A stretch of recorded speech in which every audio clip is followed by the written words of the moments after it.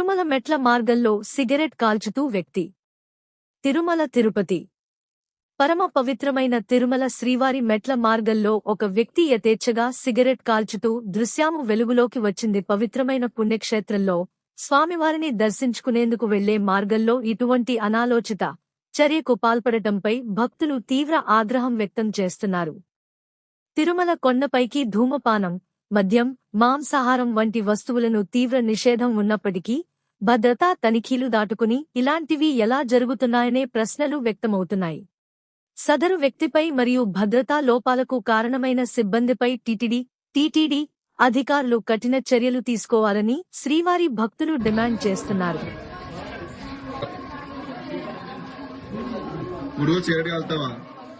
పైన వచ్చింది గుళ్ళకి ఇంకా పైకి సిగరెట్ కాల్చి ఇక్కడ కూడా సిగరెట్ కాల్చకూడదు.